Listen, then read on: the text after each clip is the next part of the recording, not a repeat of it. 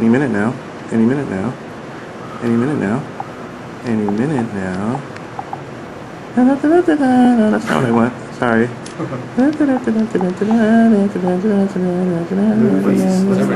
What got you into directing? What got you into the movie making?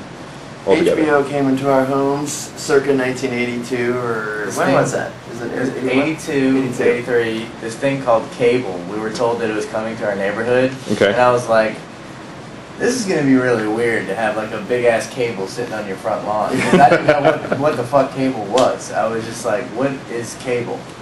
And then we discovered that it brought beautiful hour and a half to 2 hour long entertainment sessions. And Jay and I kind of quickly shunned all the cartoons and started watching movies that had naked girls in it. Had naked girls. That was for sure. We were looking for that capital N on the HBO guide to guide us to the correct movies. But we were watching like ridiculous mid and early 80s relationship dramas like Continental Divide. Do you remember that movie? And like Kramer versus Kramer. Okay. And we still can't figure out why a 6-year-old and a 9-year-old were watching those movies. But like rushing home from school to catch the second half of Sophie's Choice. Oh my God! And then discussing it amongst ourselves. Exactly. And then we got the the whole like first VHS camera, which was connected to the VCR. Yes, and we would lug it around the house. And I believe it was called the VTR. The VTR. It was the camera and then the VTR. And then we continued to make films of said quality for about 20 years, I would say. Although actually the films got progressively worse for a while. They kept getting worse. They kept getting worse. What made them worse? Our desire to force them into some mold of what we thought a movie should be, and our desire to be the Coen brothers. Yeah, exactly. And then kind of one day we figured that what we should probably do is just write about some things that we know about, and we're really good at making fun of ourselves in conversation, and people think it's very funny and endearing. So if we can do this on film, we might have something. And then experimenting in that vein, it really kind of we got into something like. But it wasn't even that smart. Like we didn't decide to do it. We accidentally did it. Yeah. And then press was like, these guys are so smart. They're making fun of themselves. And we're like, yeah, that's so what we're doing. And then we're like, that's what we're doing. We're doing that. Let's keep doing that. Are you guys making fun of yourself in the Baghead? Absolutely. Where? Without giving away too much, let the people see it. The filmmaker and the Q&A session at the front of the film. Okay. And all the characters who are desperate to achieve something that they're probably never going to achieve. That is us. Yes. What made you guys decide to put Baghead out? I mean, what inspired the idea? We kind of wanted to do something a little different with our second film in terms of like, we didn't want to go out and make the Puffy Chair 2, and we didn't want to make it look like we were a one-trick pony. And when we started talking about it, we were like, it's weird. We didn't realize we were doing it this time, but the Puffy Chair is kind of a genre movie. It's like our take on what a road movie is. Okay. So it's not all about the road antics necessarily. In the end, it's really about the people inside of that van. Okay. So we're like, well, okay. So what if we just take another genre, like a horror movie per se, and we focus on the relationships instead, and that got us really excited about like, wow, we've never watched a horror movie where you really, really cared about the people in the movie, like on an emotional level, where if something bad was going to happen to them, it would really, really hurt your feelings. Yeah, I agree. And so we thought that would be a cool thing, and then, we're not very experienced in making horror films. We don't really watch a lot of horror films. So, we know nothing. Yeah, we know nothing about horror, about these things of which you speak. Which worried us a little bit. It did worry us a little bit. And then, we loved silly iconography. The name of our first movie was The Puffy Chair, and it had a chair on the poster. And somehow the image of the Baghead and it being like the most lo-fi, like the most stripped-down version of what a villain could possibly be. And when we worried about that too. Yeah, we worried about that too. And when we got that, it was like, oh, this is cool because it's ridiculous, but some people laugh at it and some people are frightened by it, and that's a really cool response to have, and that hopefully that comedic / scary hybrid can help play into what we're talking about, which is like, yes, this is going to be a horror movie, but it's not going to be solely a horror movie. It's going to be a comedy. It's going to be a relationship movie where you care about the characters, and hopefully it'll be scary too.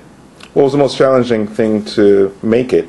I mean, if you're saying, it's not the biggest budgeted movie, what was the most challenging thing to actually get the whole idea across? I mean, it's just managing the tone of trying to make basically 3 different types of movies: a relationship movie, a comedy, and a horror film. I mean, you're supposed to like go to great lengths to make sure that your sophomore effort is like a solid, well done piece of art so that you can establish your career. And like halfway through shooting this thing, Mark and I were like, we're the biggest idiots in the world. Like, everything's going to have to come together just right just for this movie to work, much less be great. And that was a lot of pressure. Like, we were really like worried about that. But we nailed it, so we're good. It's a perfect film, so it's cool now. But no, I mean, it's definitely, I think we kind of like just went about, the way that I think we figured it out is we just focused on what we had done in the past, and that is making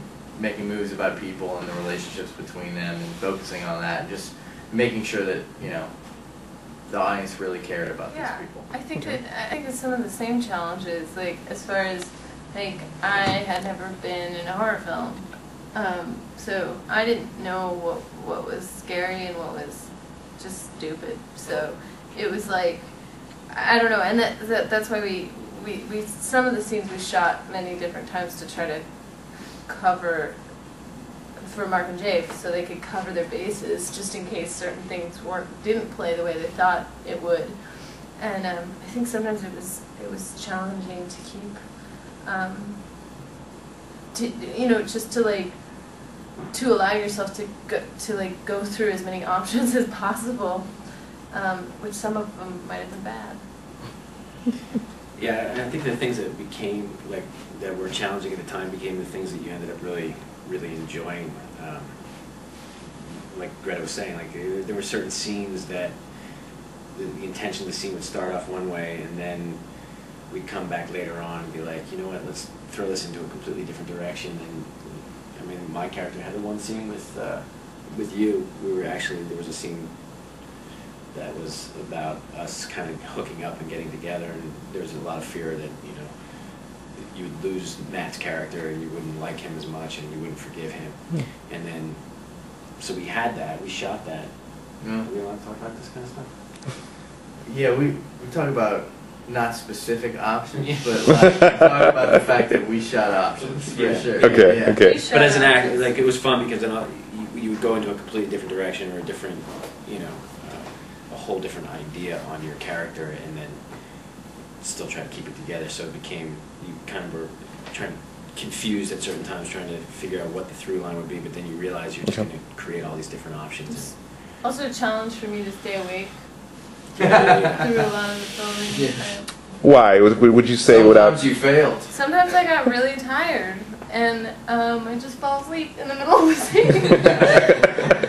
Would you say it's because of the alcohol that's being passed throughout? No? I didn't drink during the filming of this. Because we shoot like hour-long takes. And, there was a lot of night shooting going on, which really messes with your body. And I actually decided Yeah. for that month. I decided at the beginning I would not drink for the month, and actually it wouldn't have helped to be drunk for the scenes that you're actually supposed to be drunk, because we'd shoot for so long that by the end of it you wouldn't be drunk, you'd just feel crappy. Yeah, exactly.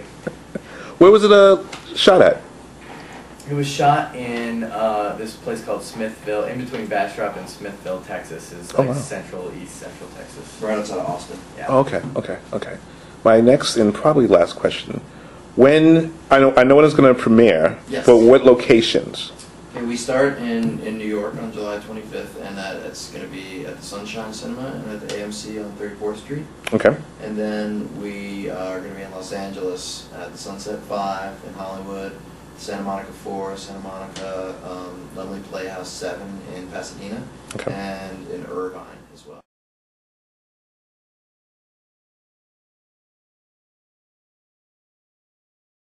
Immediate launch.